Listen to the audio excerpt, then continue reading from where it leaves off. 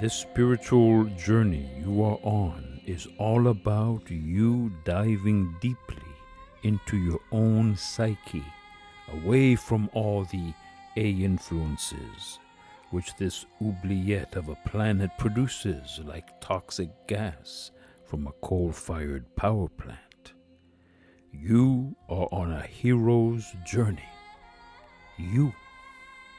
This is all about you. We must be born again, as Christ says. This being born again is the hero's journey. It is esoteric science grounded in thousands and thousands of years of psychological teachings handed down through generations of monks and shamans and priests of countless orders and sects and secret societies and mystery schools. It is not accessible simply through a YouTube subscription, a book purchase, an ice bath, a new crystal, or a new breathing technique. There is a price, a psychological price, far beyond what most people are willing to pay. There is your own personal cross to bear, to ascend upon, and die to your old karmic selves. You must have your own Golgotha. If you are not willing to face this test, then your spiritual journey should be called something else.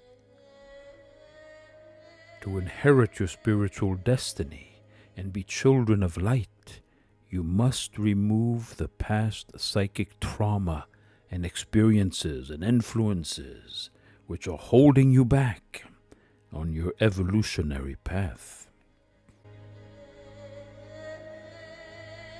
As the French Jesuit Pierre Teilhard de Chardin prophesied, the next evolutionary step for humanity is psychic in nature, not physiological.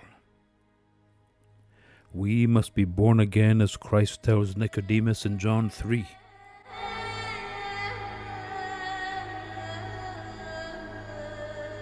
So don't be surprised when I tell you that you must be born from above, out of this world, so to speak.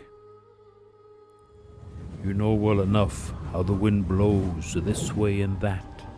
You hear it rustling through the trees, but you have no idea where it comes from or where it is headed next.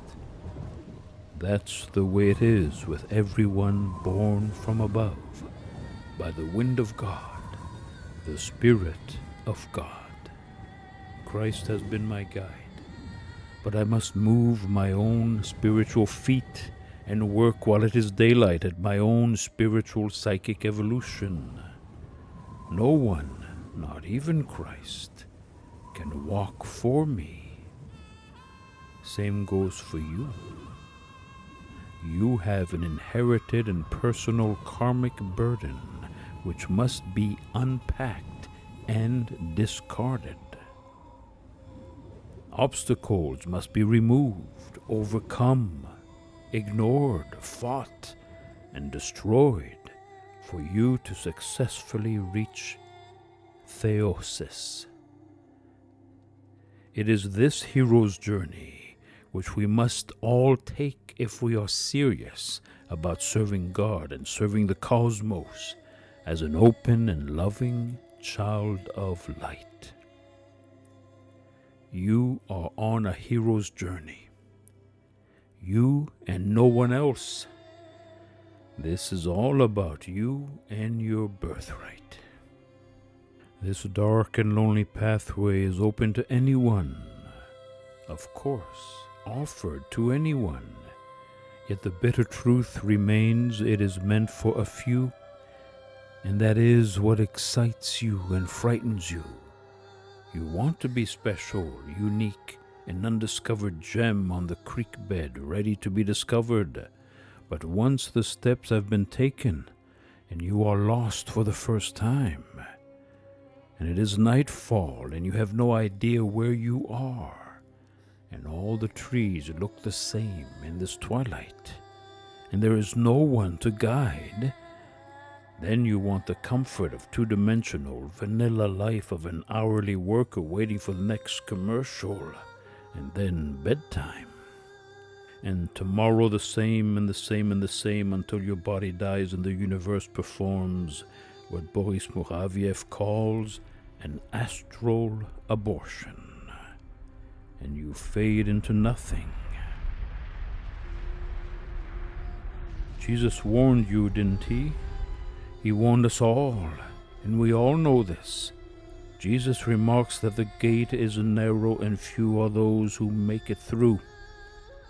This esoteric circle is a small circle, created to be the core of our civilized world, containing the teaching which is preserved to remind and rekindle the inner divinity, which makes us who we are, something higher than an insect or an animal. We are divine.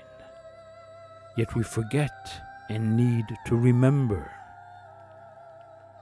P.D. Uspensky writes in his essay, Esotericism and Modern Thought, that the esoteric circle is, as it were, humanity within humanity, and is the brain, or rather the immortal soul of humanity, where all the attainments, all the results, all the achievements of all cultures and all civilizations are preserved.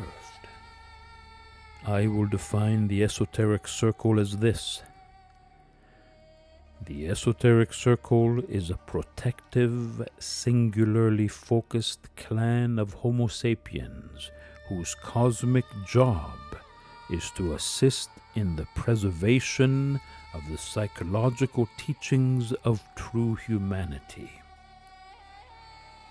These teachings are designed to delicately lead individual humans out of their feral condition, teaching each of them the art of releasing personal and inherited karma, and being twice born into its permanent, deified state of salvation. It is a lonely path that will keep you on the outside of acceptable civilization.